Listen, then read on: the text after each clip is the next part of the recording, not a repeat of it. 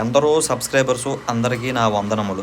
ఇంతకీ నేను చెప్పొచ్చేది ఏంటంటే, చూశారు కదా మనోడు నూడిల్స్ తయారు చేసే విధానం చూస్తా ఉంటేనే ఆ మోపులోంచి చిన్న ముద్ద తీసుకొని నోట్లో పెట్టుకొని లడ్డుకొని మింగేయాలనిపిస్తుంది కదా! చూశారు కదా మనోడు ఎంత బాగా దాన్ని కలుపుతున్నాడో. మనోడికి ఒక అరగంట పోయిందంటే ఆ జనాలు తాకిడి తట్టుకోలేనమాట. అందుకని ముందుగానే పెద్ద మూకిడిలో ఇవన్నీ ఏసేసి నూడిల్స్ ఏసేసి కావాల్సినయన్నీ ఏసేసి కలిపేస్తున్నాడు. ఫినిషింగ్ టచ్ కూడా ఇచ్చేస్తున్నాడు. కొత్తిమీర కూడా కలిపేసి దాన్ని పక్కన పెడతాడనమాట.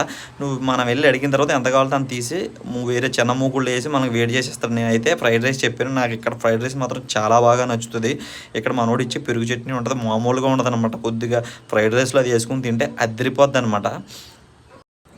మధ్య మధ్యలో మనోడు వేసే జోకులకి పొట్ట పగిలిపోద్ది, అందులో డౌట్ ఏమీ లేదు. ఎందుకు ఈ లొకేషన్ ఎక్కడంటే రాజమండ్రిలో అప్సరా థియేటర్ ఆపోజిట్లో ఉంటుందన్నమాట. అటు పక్కకి ఏ సినిమా చూడడానికి వెళ్ళినా లేదంటే షాపింగ్కి వెళ్ళినా మనోడి దగ్గరికి వెళ్ళి ఫ్రైడ్ రైస్ కానీ నూడిల్స్ కానీ తినడమయ్యా టేస్ట్ అయితే మాత్రం వేరే లెవెల్లో ఉంటుంది.